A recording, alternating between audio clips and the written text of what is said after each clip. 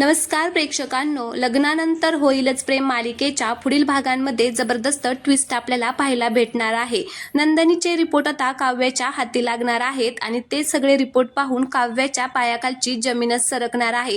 तिला जबरदस्त धक्का येते बसणार आहे। ती आता हे सगळं पार्थला सुद्धा दाखवते आणि सगळं काही पार्थला सुद्धा सांगते। आता हे ऐकून पार्थला सुद्धा आता खूप वाईट वाटत असतं। तर आता काव्य म्हणत असते की बघा ना, नंदिनीताई माझ्यासाठी हे सगळं लपवत आहे, मला माहिती आहे, पण हे सगळं तिच्याच बाबतीत का व्हायला पाहिजे? पहिल्या वेळेस सुद्धा तिच्या बरोबरच असं झालं, आता सुद्धा तिच्या बरोबरच असं होतंय। खरंच पार्थ, मला खूप वाईट वाटतंय हो।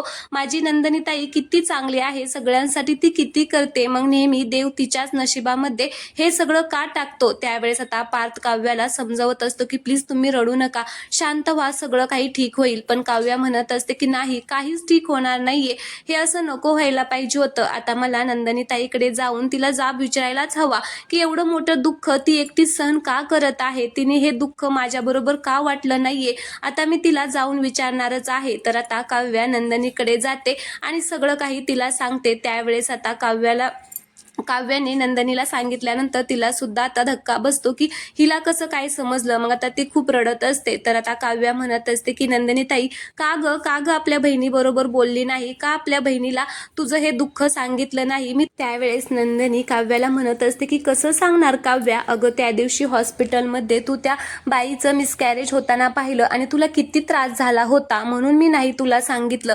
माझ्यामुळे तुला आणि तुझ्या बाळाला त्रास झाला असता तर मी कधीच माफ करू शकले नसते अगं तुला। त्यावेळेस काव्या म्हणत असते की अगं ताई, माझ्यासाठी अजून किती करणार आहेस? आता दोघीही बहिणी ते खूपच इमोशनल झालेल्या असतात। तर आता या दोघी मिळून घरच्यांना कसं सांगणार हे पाहणं खूपच इंटरेस्टिंग असणार आहे। त्यामुळे प्लीज तुम्ही चॅनलला सबस्क्राईब करा आणि व्हिडिओला लाईक करा। धन्यवाद।